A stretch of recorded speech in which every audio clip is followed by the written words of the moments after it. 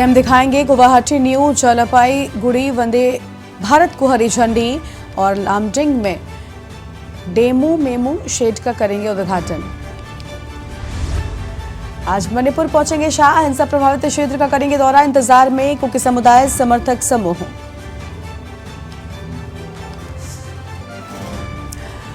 नीतीश कुमार की अध्यक्षता में विपक्षी दलों की मीटिंग। 12 जून को पटना में इकट्ठा होंगी तमाम पार्टियां। 2024 चुनाव की संयुक्त रणनीति तैयार होगी।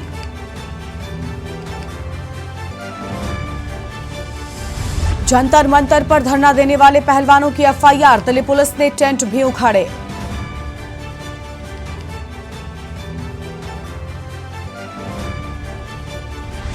एमएलसी चुनाव को लेकर वोटिंग आज सुबह 9 बजे से शाम 4 बजे तक होगी वोटिंग। मतदान को लेकर किए गए सुरक्षा के इंतजाम।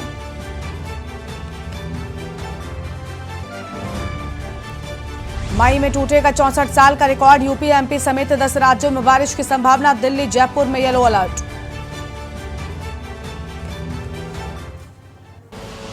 आप देख रहे हैं के न्यूज, खबरों का सारथी। नमस्कार, आप देख रहे हैं के न्यूज इंडिया और मैं हूं आपके साथ गरिमा बाजपेयी। अहम खबर से बुलेटिन की शुरुआत करते हैं। खबर है लखनऊ से, जहां पर एमएलसी चुनाव को लेकर आज वोटिंग है और विधान भवन के तिलक हॉल में वोटिंग होगी। अहम खबर आपको बता दें, लखनऊ से एमएलसी चुनाव को लेकर वोटिंग और सुबह 9 बजे से शाम 4 बजे तक वोटिंग होगी। विधान भवन के तिलक हॉल में वोटिंग की बात सामने आई है। इस वक्त की आम जानकारी आपको हम बता रहे हैं। सुबह 9 बजे से शाम 4 बजे तक वोटिंग होगी। मतदान को लेकर सुरक्षा के इंतजाम किए गए हैं।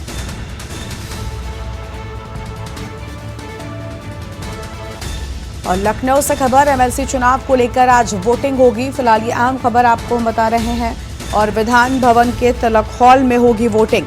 तो विधान भवन के तिलक हॉल में होगी वोटिंग, ये आम जानकारी आपको हम बता दें, जहां सुबह 9 बजे से शाम 4 बजे तक वोटिंग होगी।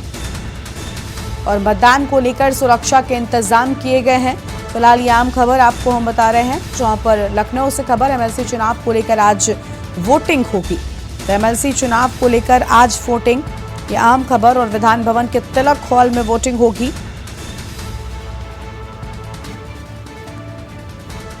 और सुबह 9 बजे से लेकर शाम 4 बजे तक होगा मतदान।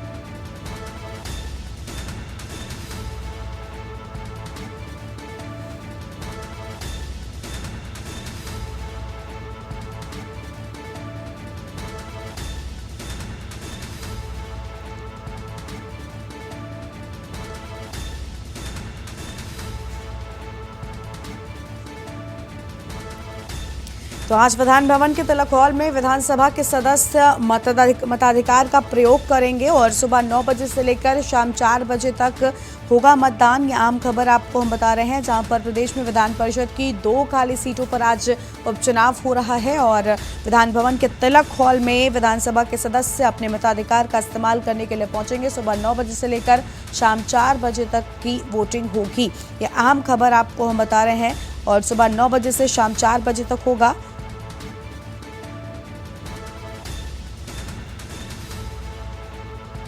और विधान भवन के तिलक हॉल में वोटिंग होगी। फिलहाल ये आम खबर आपको बता रहे हैं, जहां पर प्रदेश में विधान परिषद की 2 खाली सीटों पर होगा आज मतदान। और विधान भवन के तिलक हॉल में मतदान हो रहा है। मतदान को लेकर सुरक्षा के इंतजाम भी कर लिए गए हैं। तो मतदान को लेकर सुरक्षा के इंतजाम, फिलहाल ये आम जानकारी आपको बता दें, जहां पर आज वोटिंग हो रही है। और वोटिंग को लेकर तैयारियां पूरी हो चुकी हैं। विधान भवन के तिलक हॉल में सभी जो मताधिकारी हैं वो पहुंचेंगे। सुबह 9 बजे से लेकर शाम 4 बजे तक मतदान होगा। तो फिलहाल ये आम खबर आपको हम बता रहे हैं। और लखनऊ से खबर है, एमएलसी चुनाव पर आज वोटिंग होगी। और विधान भवन के तिलक हॉल में वोटिंग होगी। फिलहाल ये आम खबर आपको हम बता दें, जहां पर विधान भवन के तिलक हॉल में होगी वोटिंग। सुबह 9 बजे से शाम 4 बजे तक वोटिंग होगी। फिलहाल ये बड़ी जानकारी। मतदान को लेकर सुरक्षा के इंतजाम पूरे कर लिए गए हैं।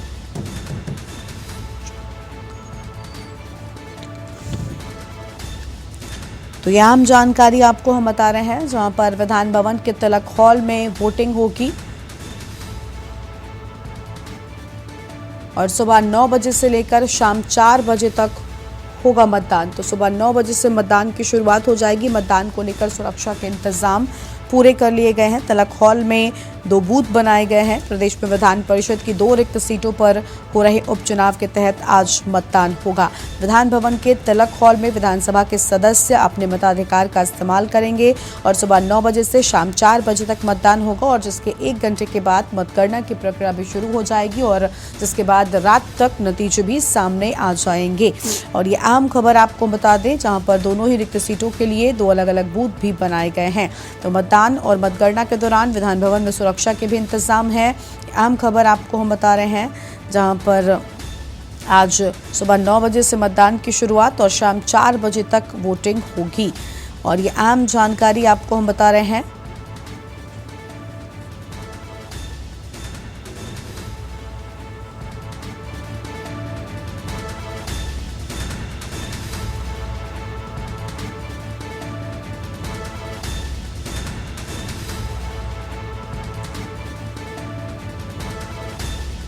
और फिलहाल ये आम खबर आपको हम बता दें, जहां पर सुबह 9 बजे से वोटिंग की शुरुआत हो जाएगी और जिसके बाद शाम 4 बजे तक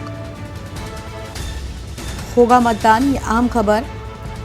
एमएलसी उपचुनाव में सत्ता पक्ष का फिलहाल पलड़ा भारी दिखाई दे रहा है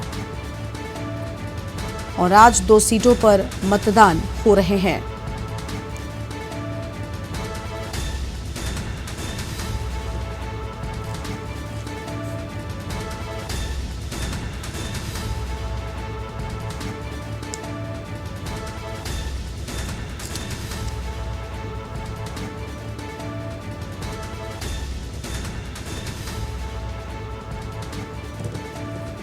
और ये आम जानकारी, जहां पर सुबह 9 बजे से लेकर शाम 4 बजे तक वोटिंग होगी।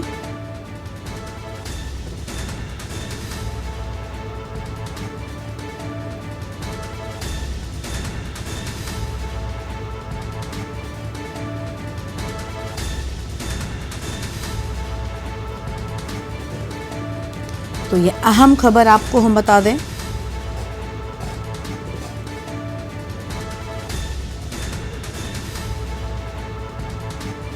और इसी खबर पर अधिक जानकारी के लिए हमारे साथ हमारे संवाददाता सतीश संगम जुड़ चुके हैं। सतीश, आज सुबह 9 बजे से वोटिंग की शुरुआत हो चुकी है। फिलहाल क्या जानकारी है आपके पास, क्योंकि विधान भवन के भीतर तिलक हॉल में बताया जा रहा है विधायक अपने मताधिकार का इस्तेमाल कर रहे हैं।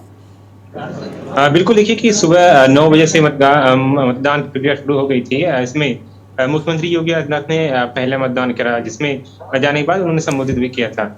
इसके अलावा 2 सीटें आपको पता मालूम हो कि 2 सीटें रिक्त हो गई थी। उसमें समाजवादी पार्टी की तरफ से उम्मीदवार घोषित किया गया था। इसके अलावा बीजेपी की तरफ से 2 उम्मीदवार घोषित किए गए थे।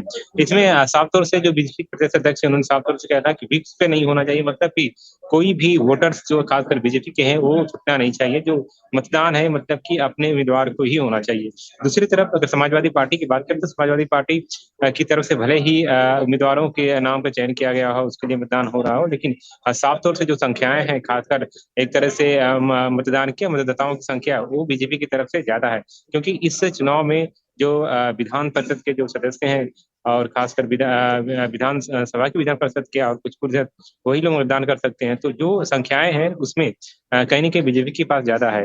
तो ये कहीं न कहीं एक तरह से जब इससे पहले समाजवादी पार्टी ने कहा कि एक तरह से निर्विरोध चुनने का जो प्रक्रिया वो नहीं होने देंगे, खासकर बीजेपी के उम्मीदवार को लेकर। तो यही वजह है कि 2 लीडर को समाजवादी पार्टी ने उतारा। एक राजभर है, दूसरे नाम किरण निर्मल, जो कि एक तरह से छात्र नेता के तौर पे भी रहे हैं और जो राजभर है वो शायद बताया जा रहा है कि मुलायम सिंह यादव के करीबी रहे। तो मिला-जुला कर कहीं न कहीं संकेत दिया जा रहा है कि किसी भी तरह का चुनाव होगा उसमें समाजवादी पार्टी पूरी जोर-शोर से लगेगी। अगर हम मतदान की प्रक्रियाओं की व्यवस्थाओं की बात करें तो कल ही इसको लेकर जो विधानसभा के हैं अधिकारी वो इसको लेकर बैठक किए थे। इसके अलावा सुरक्षा व्यवस्था की भी बात की गई थी और विधान सभा के आस-पास में पूरी सुरक्षा व्यवस्था की तैनाती की, इस तरह की दिक्कत ना हो, क्योंकि तमाम तरह की सुनने को मिल रहा है, तमाम तरह की दिक्कतें होती हैं, लेकिन वास्तव में कुछ चीजें ऐसे नहीं होगी। जी।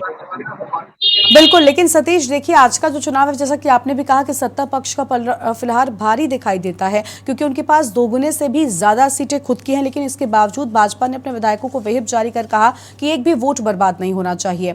ऐसे में आज का जो चुनाव है एक तरफ नतीजे तो काफी कुछ हद तक साफ दिखाई दे रहे हैं, लेकिन बावजूद इसके परसेप्शन की अहम भूमिका होने वाली है क्योंकि अगर भाजपा विपक्ष के भी वोटों को अपने पाले में करती है तो वो 24 के लिए एक माइंडसेट तैयार करेगी, साथ ही विपक्ष को एक बड़ा झटका देगी। दूसरी ओर विपक्ष के सामने एक मौका है अपनी तैयारियों की परीक्षा को दिखाने का कि आखिर उनकी तैयारी 2024 के लिए कैसी दिखाई दे रही है। इसलिए ये चुनाव काफी महत्वपूर्ण हो रहा है, भले ही 2 सीटों पर है महज।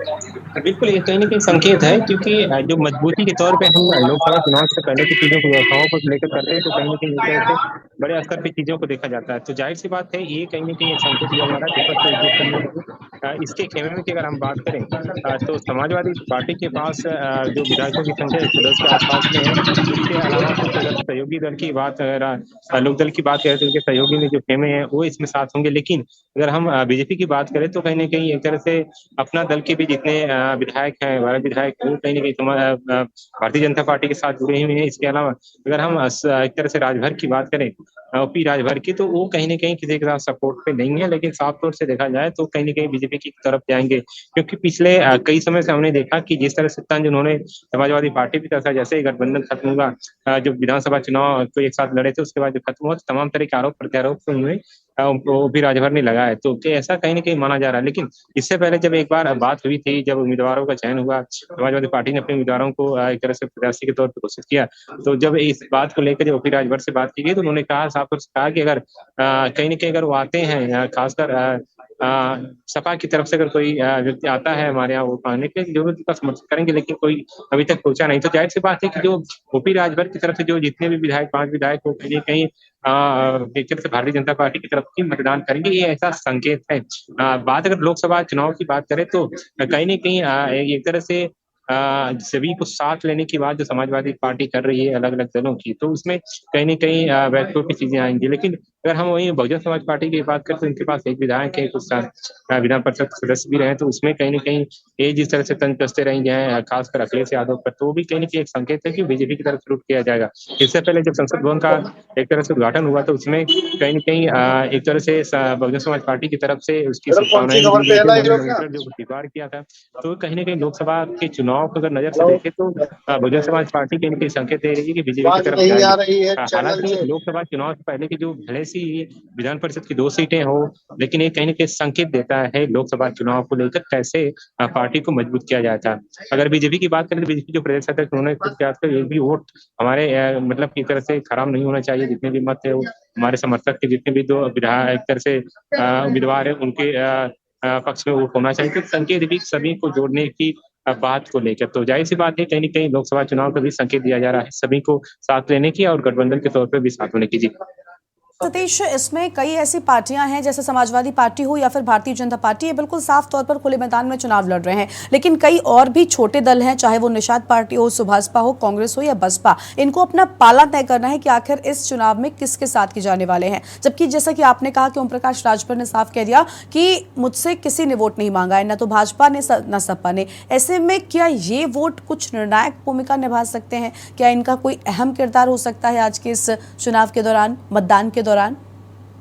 बिल्कुल, इसमें देखिए कि अगर हम विधानसभा की बात करें तो 4 से 3 सीटें हैं यहाँ पर और संख्याएँ सबसे ज़्यादा अगर एक तरह से तो बीजेपी के खेमे में है। अगर गठबंधन की बात करें तो उसमें निषाद पार्टी खुद उनके साथ है, अपना दल खुद बीजेपी के साथ है। तो इसके जो विधायक हैं, जितने भी विधायक हैं वो कहीं न कहीं बीजेपी की तरफ से बीजेपी के जो उम्मीदवार हैं प्रत्याशी उनको वोट करेंगे।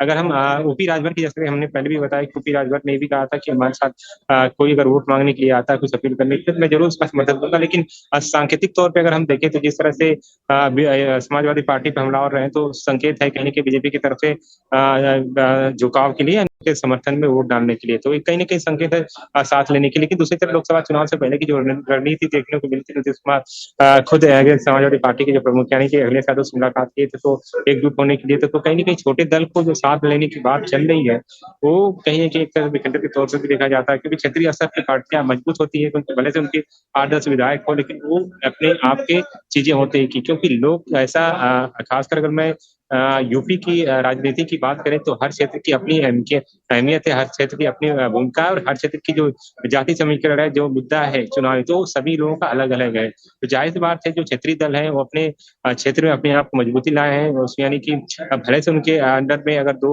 लोकसभा, 3 लोकसभा सीट आए, लेकिन वो मजबूती रखते हैं। तो ज़ाहिर-सी बात है कि अगर हम देखें कि लोकसभा चुनाव से पहले की जो भी राजभर हो, निषाद पार्टी हो फिर या फिर अपना दल हो, तो इनके जो भी उम्मीदवार एक तरह से जो समर्थन के तौर पे कहीं न कहीं एक तरह से बीजेपी के साथ जाएगा। लेकिन दूसरी तरफ अगर हम बात करें तो समाजवादी पार्टी के खेमे में सिर्फ एक खुद और दूसरा एक तरह से लोकदल पार्टी जो जयंत चौधरी की पार्टी है, यानी कि ये 2 ही पार्टी हैं जो उत्तर प्रदेश में एक तरह से एक्टिव नज़र आ रही हैं, खासकर अगर पिछले गठबंधन की बात करें विपक्ष के तौर पे भी। और साफ तौर से अगर हम बहुजन समाज पार्टी की बात करें तो एक तरह से बड़े उनके वोट प्रतिशत है, यानी 12 से जो इस बार विधानसभा चुनाव आ रहा है 12 से जो वोट रहे जो उनके खुद को वोटर्स हैं।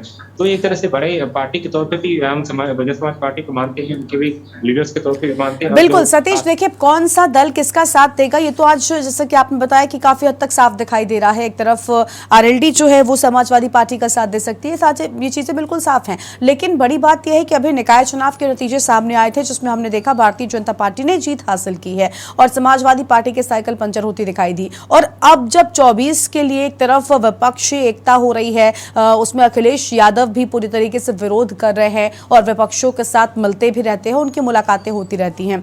लेकिन एक के बाद एक चुनावों में होने वाली हार कहीं ना कहीं ने कमजोर नहीं कर रही है, क्योंकि पिछले कई चुनावों से लगातार हार का सामना कर रही है समाजवादी पार्टी। और ऐसे में अगर इस उपचुनाव में भी हारती है, क्योंकि चाहे कांग्रेस हो या बसपा इन्होंने उम्मीदवार नहीं उतारे, लेकिन सिर्फ समाजवादी पार्टी और बीजेपी के आमने सामने टक्कर हो रही है। ऐसे में एक बार फिर से अगर हार हो गई तो मनोबल कार्यकर्ताओं का गिरेगा।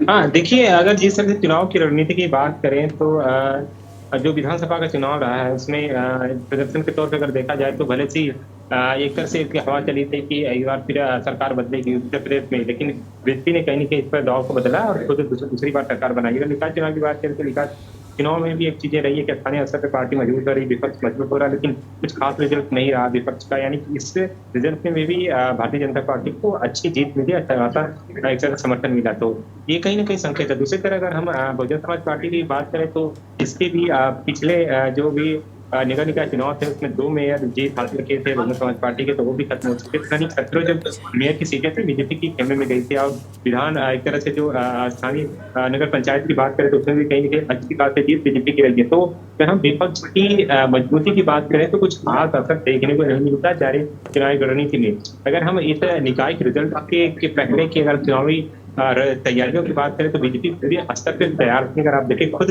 मोर्चा मुख्यमंत्री योगी आदित्यनाथ ने इसका संभाला था, अलग अलग जगह की जनसभाएं करी और इसके अलावा दोनों डिप्टी सीएम भी इसमें जनसभाएं करी, बीजेपी प्रदेश सदस्य जनसभाएं करी। तो बहुत स्तर पे बीजेपी कहीं ना कहीं अपने आप को मजबूती पेश की और उन्होंने मेहनत की। लेकिन हम दूसरी तरफ अगर हम समाजवादी पार्टी की बात करें, अखिलेश यादव को कोई ज्यादा खास जनसभा नहीं हुई, वहां पर ही जनसभाएं की जहाँ उनको लग रहा था कि हमारी जो उम्मीदवार है वो मजबूत है, लगातार या फिर ऐसे क्षेत्रों में जहाँ पे उनको लगता था कि चुनौती देने की जरूरत है, तो वहां पर उन्होंने एक तरह से चुनाव किया। लेकिन वो चंद कुछ समय पहले की बात, यानी 2 से 4 दिनों पहले की बात है जब निकाय चुनाव का मतदान होने से उससे पहले की कर रहे थे। अगर कांग्रेस की पार्टी की बात करें, कांग्रेस पार्टी की एक भी लीडर कहीं चुनावी मैदान नहीं थे, बड़े स्तर पर देखा जाए खुद यहाँ प्रभारी बनाई गई प्रियंका, कुछ खास देखने को नहीं मिला यहाँ पर किसी तरह की चीजों को लेकर। जैसे विधानसभा का चुनाव खत्म हुआ यहाँ पर उनका देखना का भी एक तरह से नहीं हुआ। लेकिन जो रिजल्ट रहा एक तरह से कांग्रेस के खेमे में उसके क्या कांग्रेस पार्टी के दावा देखने को मिलती है। अगर हम बहुजन समाज पार्टी की बात करते हैं, बहुजन समाज पार्टी के खेमे में भी कुछ खास मतलब नहीं रहा। तो बिल्कुल, यानी आज का जो चुनाव हो रहा है ये काफी अहम है सभी दलों के लिए उत्तर प्रदेश में आगे आने वाले वक्त के लिहाज से देखा जाए तो। बहुत शुक्रिया आपका सतीश, अधिक जानकारी के साथ हमारे दर्शकों तक पहुंचाने के लिए। अधिक जानकारी लखनऊ से फिलहाल ये खबर आपको हम बता रहे हैं जहां पर विधान भवन के तलब हॉल में वोटिंग हो रही है और ये आम खबर आपको हम बता रहे हैं जहां पर विधायक अपने मताधिकार का इस्तेमाल कर रहे हैं। और आगे बढ़ेंगे खबरों की ओर। अगली खबर का रुख कर लेते हैं। खबर है दिल्ली से जहां पर पहलवानों के खिलाफ एफआईआर दर्ज की गई है और दिल्ली पुलिस ने प्रदर्शन के मामले में एफआईआर दर्ज की है। 1 महीने से कुश्ती संघ अध्यक्ष के खिलाफ धरना, ब्रजभूषण चरण सिंह के खिलाफ चल रहा है धरना। यह आम खबर आपको बता दें, कल बड़ी संख्या में पहलवानों ने प्रदर्शन किया था। संसद की तरफ कूच करने पर एफआईआर लिखी गई। पुलिस से हाथापाई, सरकारी काम में बाधा डालने की धारा, हाथापाई, दंगा करने, सरकारी काम में बाधा डालने की एफआईआर। देर रात दिल्ली पुलिस ने पहलवानों को छोड़ा था। कल प्रदर्शन के दौरान पहलवान हिरासत में लिए गए थे। और विनेश फोगाट, साक्षी मलिक, बजरंग पुनिया पर एफआईआर हुई। आम खबर आपको हम बता दें, जहां पर संसद की तरफ कूच करने पर एफआईआर लिखी गई है। ये बड़ी खबर। कल हमने देखा था कि किस तरीके से यहां पर जो प्रदर्शन है वो देखने को मिला था। विनेश फोगाट, साक्षी मलिक, बजरंग पुनिया पर एफआईआर दर्ज की गई है। अहम जानकारी आपको हम बता दें,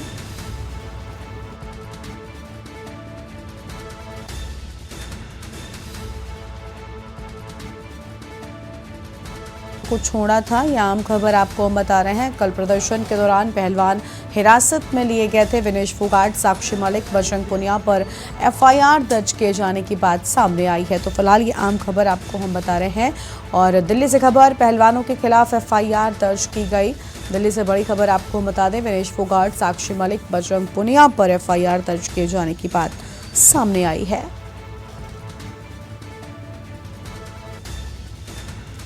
और 1 महीने से कुश्ती के पहलवान लगातार धरने पर हैं। ब्रजभूषण शरण सिंह के खिलाफ ये धरना चल रहा है और गिरफ्तारी की मांग पर अड़े हुए हैं। तो ये आम खबर आपको हम बता दें।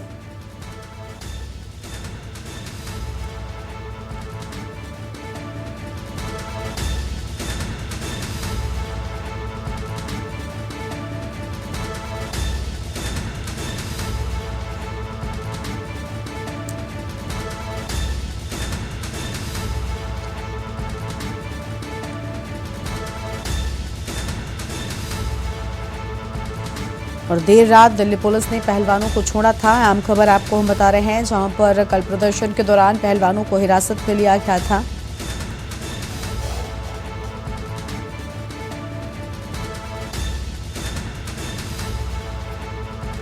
और दिल्ली से खबर, पहलवानों के खिलाफ एफआईआर दर्ज की गई। दिल्ली पुलिस ने प्रदर्शन के मामले में एफआईआर दर्ज की है। यह बड़ी खबर आपको हम बता रहे हैं, जहां पर इन पहलवानों पर एफआईआर दर्ज किए जाने के बाद और कुश्ती संघ अध्यक्ष के खिलाफ धरना जारी है। और एक छोटे से ब्रेक के लिए यहाँ पर रुक रहे हैं, जल्द लौटेंगे। आप देख रहे हैं के न्यूज, खबरों का सारथी। ब्रेक के बाद आप सभी का स्वागत है। मणिपुर के दौरे पर गृह मंत्री अमित शाह आज से 3 दिवसीय दौरे पर। अमित शाह हिंसा प्रभावित इलाकों का दौरा करेंगे।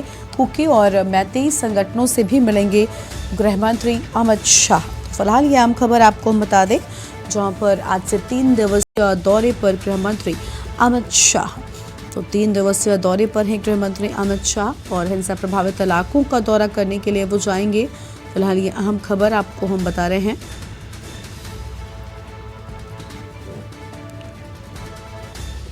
और मणिपुर के दौरे पर गृह मंत्री अमित शाह, इस वक्त की आम खबर आपको बता दें, मणिपुर पहुंचेंगे गृह मंत्री अमित शाह और 3 दिवसीय दौरे पर हैं अमित शाह। फिलहाल ये आम जानकारी, हिंसा प्रभावित इलाकों का वो दौरा भी करेंगे। तो हिंसा प्रभावित इलाकों में भी जाने की बात सामने आई है। और ये आम खबर आपको हम बता रहे हैं, कुकी और मैतेई संगठनों की भी जानकारी। मणिपुर के दौरे पर गृह मंत्री अमित शाह।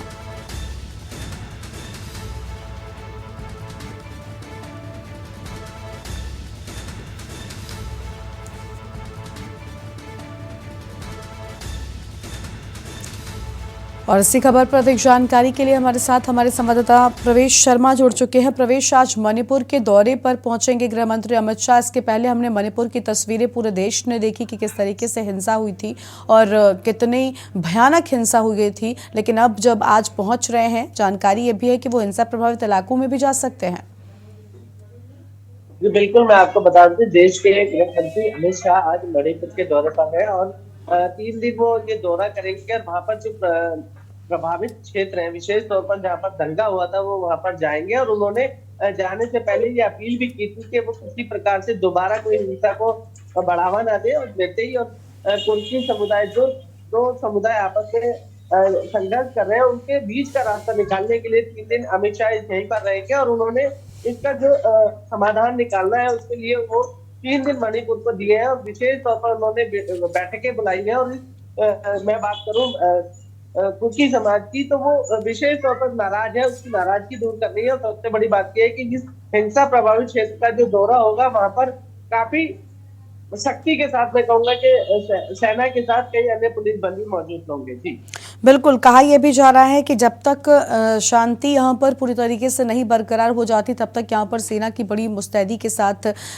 जो एक्शन है वो भी दिखाई दे रहे हैं। लेकिन अब जब खुद गृह मंत्री पहुंच रहे हैं, इस सब के बाद हालातों पर पूरी तरीके से एकदम सामान्य हो जाने की भी बात कही जा रही है। कई लोग ऐसी भी उम्मीद जता रहे हैं।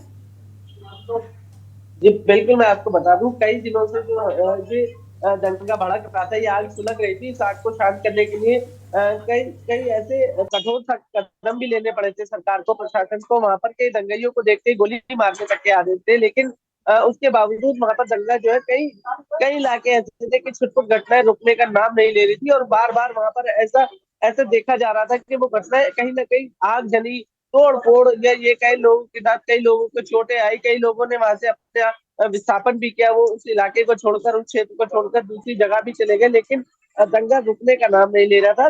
आज जब अमित शाह इस दौरे पर है, वो सबसे पहले उन्होंने जो रणनीति बनाई है, वो दंगा क्षेत्र इलाके का जाकर दौरा करेंगे। वहां पर देखेंगे कि ऐसे कौन कौन सी बातें थी या कौन सी घटना की वजह थी, और क्या कितने लोग वहां पर प्रभावित हुए, कितने लोगों के घर जले, कितने लोगों के साथ तोड़ फोड़ हुई। वो सारा जायजा लेने के बाद वो एक मीटिंग करेंगे, जिस मीटिंग में वो जो मैतेई समाज है और तुर्की समाज है, उन दोनों के बीच का रास्ता निकालने का, समाधान करने की कोशिश करेंगे, ताकि ये आग भविष्य में दोबारा ना भड़क सके। जी बिल्कुल, प्रवेश ये भी जानना चाहेंगे कि आज कुकी और मैतेई समुदाय के संगठनों से भी मुलाकात करेंगे अपने दौरे के दौरान गृह मंत्री अमित शाह। ऐसे में इन संगठन के लोगों में भी कहा जा रहा है कि इंतजार है गृह मंत्री का, क्योंकि उनसे मिलकर वो ये बातें रखेंगे कि आखिर इस तरीके की जो हिंसा होती है, ऐसे में आम लोगों को भी भुगतना पड़ता है। आगे से ऐसा ना हो सके, इस सब को लेकर भी बातचीत दोनों के बीच संभव है।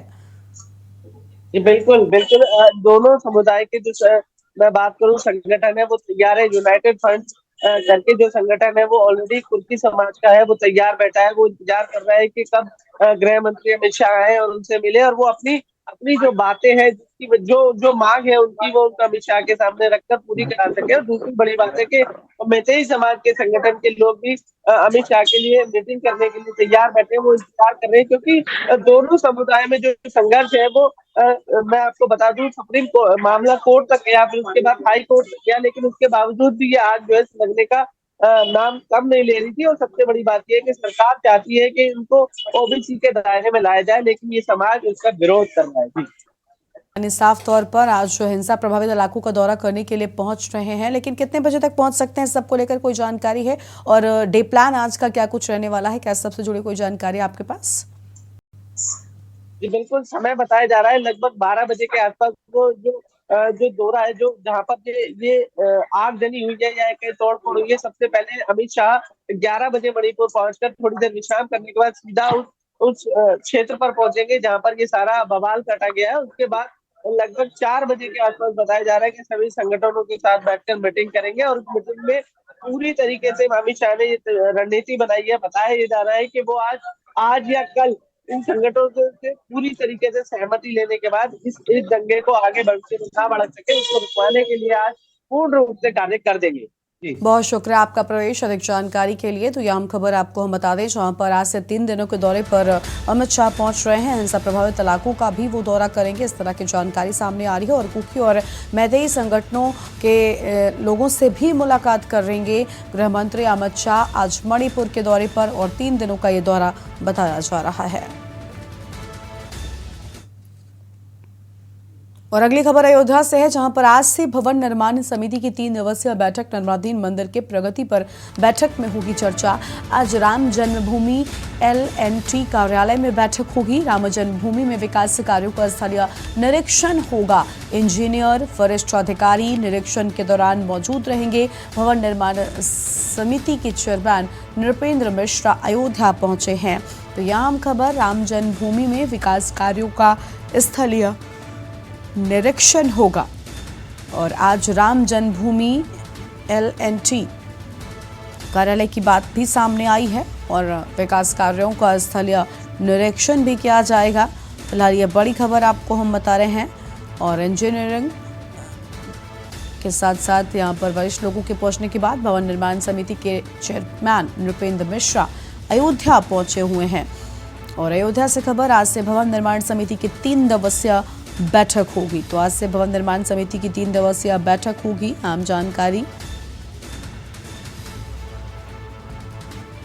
और इसी खबर पर अधिक जानकारी के लिए हमारे साथ आरपी सिंह हमारे संवाददाता जुड़ चुके हैं। आरपी सिंह, आज बताया जा रहा है कि भवन निर्माण समिति की 3 दिवसीय बैठक है, जिसमें जो निर्माण चल रहा है उसकी भी जानकारी ली जाएगी, निरीक्षण किया जाएगा।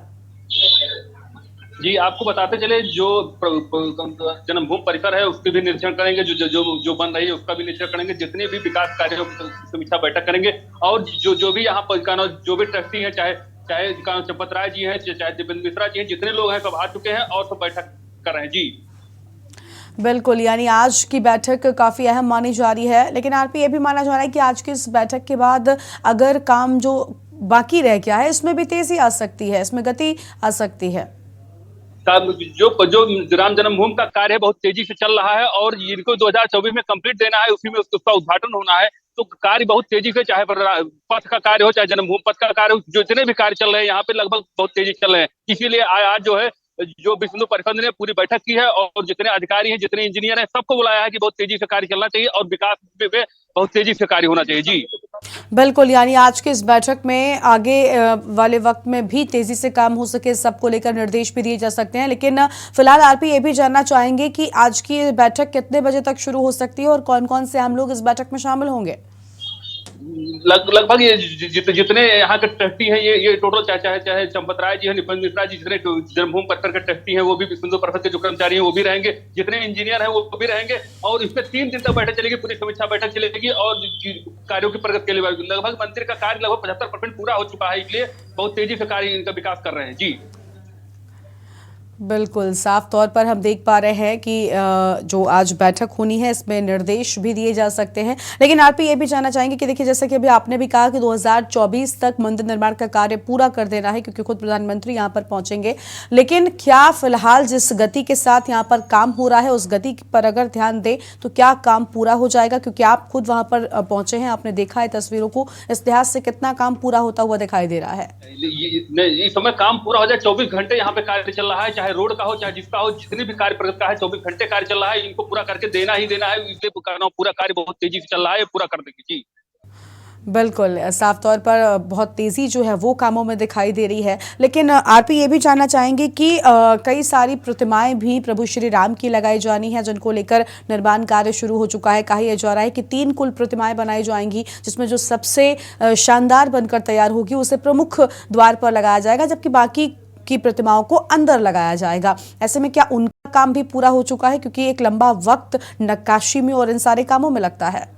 नहीं, उनका भी कार्य चालू हो चुका है। जितने बाहर के जो पत्थर मंगाए गए हैं, हर जैसे नेपाल के भी हैं और जगह के जो पत्थर आए हैं, जिसमें भी मूर्तियां बढ़िया उतरेंगी वो मेन पे लगाई जाएगी और जगह। और सबसे बड़ी बात है, राम के जितने भी चरित्र थे, रामायण में जितने पात्र थे, उसके भी मूर्तियां बनाई जा रही है। बाल अवस्था लेकर वैस अवस्था तक पूरी जो मूर्तियां बनाई जा रही है वो भी वहाँ पे निर्मित की जाएंगी। जी बिल्कुल बिल्कुल, बहुत शुक्रिया आपका आरपी, अधिक जानकारी हमारे दर्शकों तक पहुंचाने के लिए। तो आज बैठक हो रही है और राम जन्मभूमि में विकास कार्यों का स्थलीय निरीक्षण होगा। और यह अहम खबर आपको बता दें,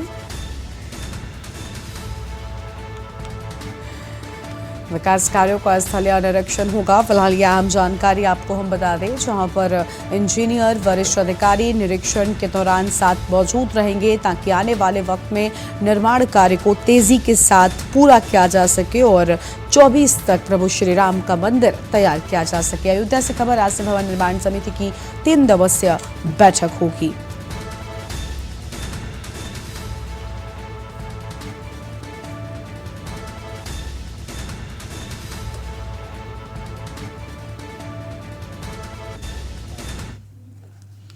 तो आपने देखा कि आज बैठक को लेकर किस तरह से तैयारियां पूरी हो चुकी हैं और 3 दिवसीय यहां पर निरीक्षण करने के लिए पहुंचे हैं। आगे बढ़ेंगे खबरों की ओर। बुलंदशहर से खबर है, भाकियू कार्यकर्ताओं ने उप जिलाधिकारी को ज्ञापन सौंपा है। उप जिलाधिकारी और क्षेत्राधिकारी को ज्ञापन सौंपे जाने की बात सामने आई है। महिला पहलवानों के समर्थन में दिल्ली जाने की मांग की है। राकेश टिकैत के राष्ट्रीय आह्वान पर दिल्ली जाने की मांग। ब्रजभूषण शरण सिंह की गिरफ्तारी की जाए, हमारी बेटियों को न्याय दिलाया जाए, ये सारी बड़ी बातें भी सामने आई हैं। अन्यथा हम तहसील व जिला मुख्यालय का घेराव करेंगे। तो ये सारी बड़ी बातें भी कही गई। आम खबर आपको बता दें, जहां पर भाजपा कार्यकर्ताओं की ओर से दिल्ली जाने की मांग की गई है। और अनिल मीणा हमारे साथ जुड़ चुके हैं। अनिल, लगातार जो समर्थन है पहलवानों को वो बढ़ता जा रहा है और अब इन कार्यकर्ताओं ने भी दिल्ली जाने की मांग कर दी है।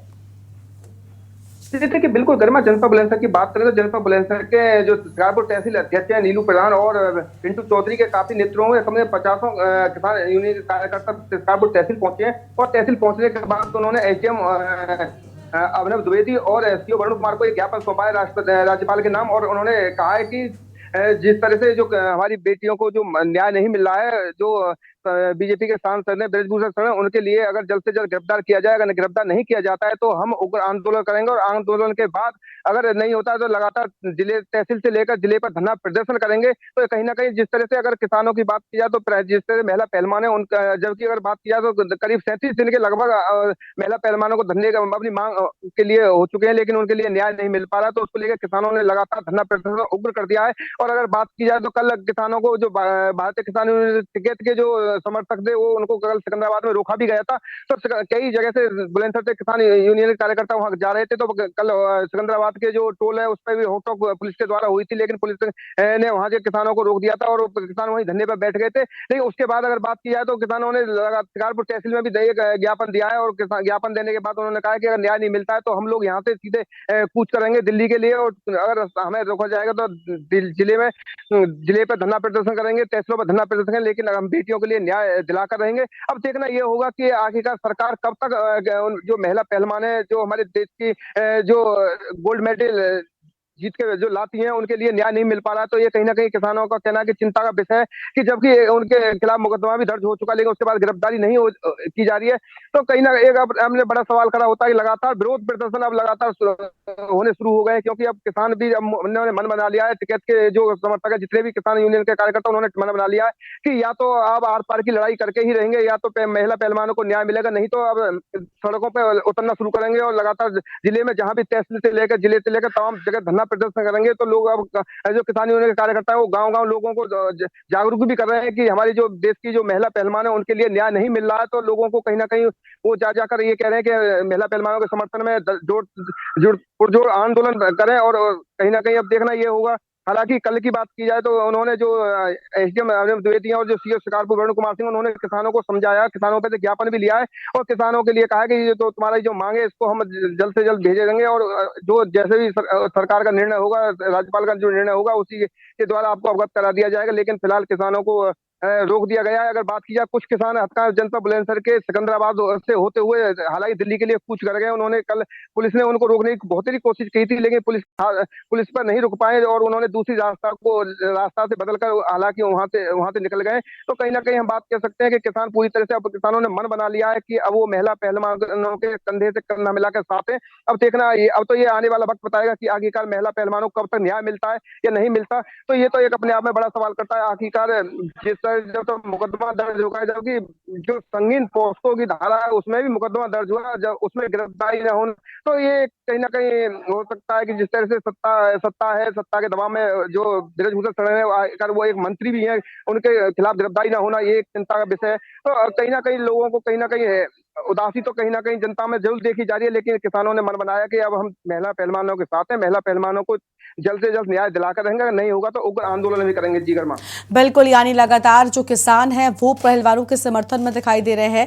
अनिल, हमने कल देखा था कि किस तरीके से जंतर मंतर पर या फिर नई संसद के बाहर जब प्रवेश का पहलवान कोशिश कर रहे थे, उस दौरान झड़प हो गई थी दिल्ली पुलिस के साथ में और कल कई लोगों को हिरासत में भी लिया गया था। लेकिन किसान भी अपनी जगह पर पूरी तरह से अडिग जो है वो खड़े हुए हैं और लगातार पहलवानों को अपना समर्थन दे रहे हैं। ऐसे में क्या लगता है, जब राकेश टिकैत वहां पर मौजूद हैं तो अन्य जगहों से भी जो किसान हैं वो पहुंच सकते हैं धरना प्रदर्शन में, उनका साथ देने के लिए, समर्थन देने के लिए, इसका असर पड़ सकता है? जी देखिए, बिल्कुल हाँ, मैं आपको बता दूं गर्मा, अगर राकेश टिकैत जिस तरह से वहाँ मौजूद है और लगातार महिला पहलवानों के साथ है, अगर बुलंदशहर की बात करें तो बुलंदशहर में शिकारपुर में किसानों के साथ पुलिस की हॉकटॉक हुई है, और अगर बात की जाए सलेमपुर की तो सलेमपुर में भी जो पुलिस की हॉकटॉक हुई है। अगर सिकंदराबाद की जाए बात की जाए तो किसानों के साथ पुलिस की किसानों के साथ वहां भी हॉकटॉक हुई है। तो पुलिस के साथ लगातार किसानों की जिस तरह से हॉकटॉक देखती जा रही है, तो कहीं ना कहीं कह सकते हैं किसानों में पूरी तरह से महिला पहलवानों के साथ अब कंधे से कंधा मिलाकर जिस तरह से उन्होंने मन बना लिया है कि अब महिला पहलवानों के लिए न्याय दिलाकर रहेंगे। तो अब हो सकता है कि कहीं ना कहीं अगर जिस तरह से पहले किसानों का आंदोलन छिड़ा था, तो उस तरह से कहीं ये आंदोलन कहीं उग्र आंदोलन ना हो जाए, इसलिए सरकार को भी कहीं ना कहीं जल्द से जल्द कदम उठाना होगा कि कहीं ना कहीं हो सकता है कि पूरे देश की जो महिलाएं कहीं एकत्रित ना हो जाए और सड़कों पर उतरना शुरू ना कर दें। तो कहीं ना कहीं सरकार को भी देखना चाहिए कि जिस तरह से अगर सभी पहलुओं पर गौर करनी चाहिए कि आखिरकार इतना ऐसा 37 दिन हो चुके महिला पहलवान आखिरकार अपनी मांग पर बैठी हुई है। अब तो नार्को टैक्स की जो बात आई थी वो उसके लिए भी पहला पहलवान तैयार हो गई थी, लेकिन उसके बाद भी अगर कहीं ना कहीं जिस तरह से ब्रजभूषण सिंह जो मंत्री हैं उनके लिए गिरफ्तार ना करना एक बड़ी चिंता का विषय है। अगर देखिए सबसे पहले तो सवाल ये आता है कि सबसे पहले जो महिला पहलवानों से बातचीत करनी चाहिए, लेकिन अगर बात की जाए तो कोई भी दल जो जिस तरह बीजेपी का कोई भी बड़ा नेता अभी तक महिला पहलवानों के साथ पास वहां नहीं पहुंचा है। जबकि अगर देश के प्रधानमंत्री लगातार बेटियों को पढ़ाने की बात करें, बेटी बचाओ बेटी पढ़ाओ अभियान चला रहे हैं उनके, जबकि उन्हीं के सांसद उन्हीं के नेता के खिलाफ कहीं ना कहीं महिला पहलवान अब खड़ी है और उग्र आंदोलन की तैयारी चल रही है। तो कहीं ना कहीं सबसे पहले जो उच्च नेता है उनके लिए उनके खिलाफ कोई ना कोई कार्रवाई करनी चाहिए। उनको जो उन पे जो मंत्री पद है उनको निकालना चाहिए, और मंत्री पद निकाल के बाद उनके लिए जो महिला पहलवान से बात करनी चाहिए कि दोनों पक्षों को बैठा के बात करें कि आखिरकार जो अब जो जांच होगी वो पुलिस के द्वारा, जब मुकदमा दर्ज हो गया तो ये तो जांच का विषय है कि अब जांच में क्या होगा, लेकिन सबसे पहले कार्रवाई की बात है, जो कार्रवाई होनी चाहिए ना। तो लेकिन कार्रवाई ना होने की वजह से महिला पहलवानों में और जो देश के जो किसान है उनमें भी कहीं ना कहीं, क्योंकि जो बेटियां हैं वो भी तो कहीं ना कहीं किसान की बेटियां हैं, तो अगर उनको न्याय नहीं मिलेगा तो कहीं ना कहीं जनता के जो लोग हैं किसान है उनको कहीं ना कहीं निराशा हाथ लगेगी। क्योंकि जब सत्ता के लोग ही अगर महिलाओं के साथ इस तरह से अभद्र वो करेंगे, माहौल अभद्र भाषा का प्रयोग करेंगे, अभद्र उनके साथ बर्ताव करेंगे, तो कहीं ना कहीं जनता जो बहन बेटियां जो जिस तरह से बड़ी बड़ी बातें की जाती हैं सरकार के द्वारा कि बेटी पढ़ाओ और बचाओ, और लगातार इस तरह की बातें की जाए तो कहीं ना कहीं वो धरातल पर पूरी तरह से वो जितने भी बातें वो सब झूठी साबित दिखाई दे रही है। तो इसलिए कहीं ना कहीं सरकार को भी चलते कहीं ना कहीं किसानों का जो समर्थन है वो पहलवानों को मिल रहा है। अनिल, बहुत शुक्रिया आपका हमारे साथ जुड़ने के लिए और अधिक जानकारी हमारे दर्शकों के साथ साझा करने के लिए। तो ये आम खबर आपको हम बता रहे हैं, जहां पर आप देख सकते हैं कि राकेश टिकैत के राष्ट्रीय आह्वान पर दिल्ली जाने की मांग की है इन कार्यकर्ताओं ने, और ब्रजभूषण शरण सिंह की गिरफ्तारी की जाए, ये भी इनकी मांगे हैं। दिल्ली जाने की बात और ज्ञापन सौंपा गया है, हमारी बेटियों को न्याय दिलाया जाए। ये अहम खबर आपको हम बता रहे हैं, जहां पर न्याय दिलाए जाने की बात। और ये आम खबर जहां पर बुलंदशहर से खबर, भाजपा कार्यकर्ताओं ने उप जिलाधिकारी को ज्ञापन सौंपा है। उप जिलाधिकारी और क्षेत्राधिकारी को ज्ञापन सौंपा और महिला पहलवानों के समर्थन में दिल्ली जाने की मांग की है। तो राकेश टिकैत के राष्ट्रीय आह्वान पर दिल्ली जाने की मांग की गई।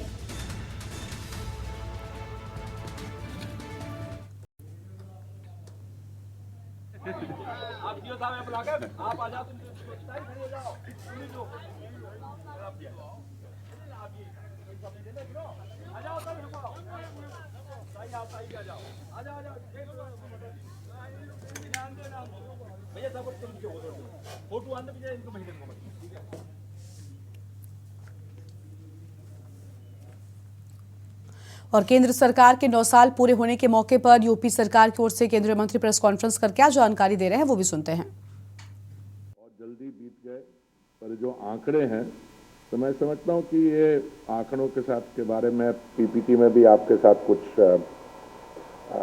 मैं असेसमेंट शेयर करूंगा। पर एज ए स्टार्टिंग पॉइंट देखिए, भारत एक 7,000 वर्ष पुरानी सभ्यता और संस्कृति है। 7,000 वर्ष, उसके बीच में 190 साल हमारे पर बाहर की हुकूमत थी, अंग्रेजों की हुकूमत थी। एक कैम्ब्रिज विश्वविद्यालय के बड़े मशहूर हिस्टोरियन है, उन्होंने कहा था सन 1750 के आसपास भारत की जो कंट्रीब्यूशन है दुनिया की अर्थव्यवस्था में, जीडीपी में, कोई वो 25 या 27% थी। तभी भारत को सोने की चिड़िया कहा जाता था। 1750 से लेके 1947 तक क्या हुआ उसके बारे तो हमें सबको जानकारी है। जब 1947 में हम एक आजाद देश बने तो तब से लेके आज तक जो हमारा जीवन है एज एन इंडिपेंडेंट नेशन, वो हमारी ओवरऑल सिविलाइजेशनल लाइफ में 1% है, सिर्फ 1%। एक और बहुत मशहूर लेखक हैं, उनका नाम है गुनार मिर्डाल। मुझे याद है उन्होंने एक पुस्तक थी एशियन ड्रामा, अब मेरे शायद छोटी सी नाम पे गलती हो, उन्होंने लिखा है the British elite left India leaving behind an identical Indian elite. इसका मतलब ये हुआ अंग्रेजों की हुकूमत तो खत्म हो गई, पर जिनको वो पॉलिटिकल पावर सौंप गए वो उन जैसे ही थे। तो इसलिए माननीय प्रधानमंत्री जी ने कुछ समय पहले कहा कि उनका संकल्प है कि 2047 तक भारत एक विकसित देश हो, और सिर्फ विकसित देश ही ना हो, ये जो हमारा कॉलोनियल माइंडसेट है, जो हमें किसी और की चश्मे या दृष्टिकोण से चीज़ें देखने का, हमारी पूरी भारतीयता जो है, तो जैसे मैंने कहा कि ये 9 साल किसी भी सरकार के लिए एक अपना महत्वपूर्ण रखते हैं, पर जो मेरी सबमिशन आपसे ये है कि 9 सालों में जो काम हुआ है वो कभी भी पिछले आप 1947 से लेकर इतने कॉन्सेंट्रेटेड तरीके से, इतने आंकड़े एक तरफ हैं, पर बाकी मैं आपको पीपीटी हम शुरू करें। मैं पीपीटी थोड़ी लंबी है, इसलिए मैंने रिक्वेस्ट किया है कि उसकी हार्ड कॉपी आप सबको दे दी जाए। तो मैं पीपीटी में से कुछ स्लाइड्स लेके आपको उसके बारे करता हूं। आप स्लाइड आगे करिए, एक मिनट। हाँ, ये नहीं, ये वैक्सीन पे आ जाइए। देखिए 2019 में आप एक पहला जो हमें 2019 के आखिर में और 2020 के शुरुआत में महामारी का सामना करना पड़ा हमें। उस समय हमारे हेल्थ सेक्टर की क्या स्थिति थी, मैं आपके साथ ये जानकारी आपको देना चाहता हूं कि 2004 और 2014 में जो कांग्रेस और यूपीए की सरकार थी, जो हमारी पब्लिक सेक्टर में वैक्सीन मैन्युफैक्चरिंग कैपेसिटी थी वो उन्होंने बंद कर दी। जब हमें महामारी का सामना करना पड़ा, उस समय हमारी स्थिति ये थी कि हमारे पास ना तो हेल्थ सेक्टर के लिए पीपीईज थे, वैक्सीन को तो छोड़ ही दीजिए। सो एक नई शुरुआत की, और आज हम बड़े गर्व के साथ कह सकते हैं कि जो वैक्सीन मैन्युफैक्चरिंग और हेल्थ सेक्टर की जो रेस्टोरेशन हुई है, ये एक अपने आप में एक बड़ी मेजर सक्सेस स्टोरी है। ये स्लाइड बता रही है कि 220 करोड़ वैक्सीन बनाई गई और मुफ्त बांटी गई।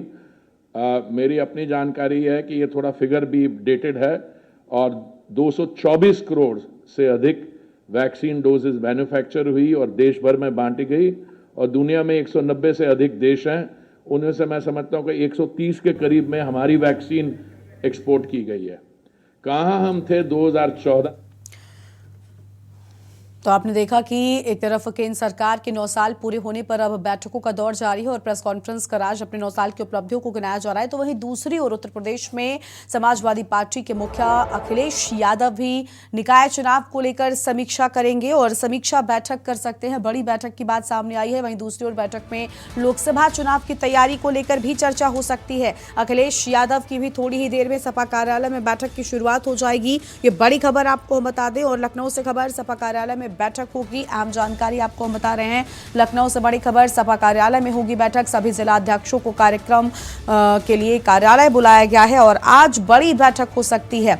जिला अध्यक्षों, महानगर अध्यक्षों के साथ बड़ी बैठक होगी। फिलहाल इस वक्त की बड़ी जानकारी आपको बता दें, सपा अध्यक्ष अखिलेश यादव बड़ी बैठक करेंगे। एक तरफ निकाय चुनाव की समीक्षा हो सकती है, दूसरी ओर लोकसभा चुनाव की तैयारी भी इन बैठकों में हो सकती है। एक तरफ जहां निकाय चुनाव को लेकर अखिलेश यादव समीक्षा कर सकते हैं कि आखिर क्या वजह रही कि कई जगहों पर समाजवादी पार्टी को हार का सामना करना पड़ा, तो वहीं दूसरी ओर लोकसभा चुनाव को लेकर की क्या तैयारियां चल रही हैं, इन सब के चलते भी बड़ी बैठक आज बुलाई गई है और इस बैठक में थोड़ी ही देर में बैठक की शुरुआत हो जाएगी। लखनऊ से खबर, सपा कार्यालय में बड़ी बैठक अखिलेश यादव की अध्यक्षता में होगी। आम जानकारी आपको बता रहे हैं, सभी जिला अध्यक्षों को कार्यालय बुलाया गया है और थोड़ी ही देर में सपा कार्यालय में बड़ी बैठक की शुरुआत हो जाएगी। जिला अध्यक्षों, महानगर अध्यक्षों के साथ बैठक होगी। अहम खबर, सपा अध्यक्ष अखिलेश यादव बड़ी बैठक करेंगे। तो सपा अध्यक्ष अखिलेश यादव करेंगे बड़ी बैठक और सपा अध्यक्ष अखिलेश यादव की बड़ी बैठक होगी आज। ये अहम जानकारी आपको हम बता रहे हैं और इस बैठक में एक तरफ निकाय चुनाव को लेकर समीक्षा कर सकते हैं अखिलेश यादव, तो वहीं लोकसभा चुनाव की तैयारियां भी हो सकती हैं। तो लोकसभा चुनाव की तैयारियों को लेकर भी चर्चा इस बैठक में हो सकती है। अहम जानकारी आपको बता रहे हैं, थोड़ी देर में सपा कार्यालय में बैठक की शुरुआत हो जाएगी। तो थोड़ी ही देर में सपा कार्यालय में बैठक की शुरुआत होगी और सपा कार्यालय में बड़ी बैठक आज बुलाई गई है।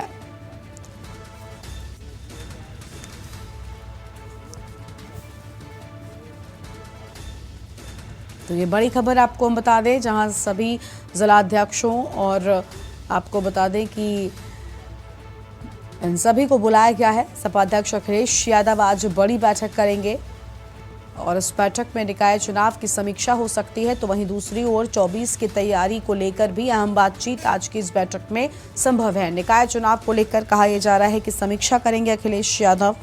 अहम खबर आपको हम बता रहे हैं।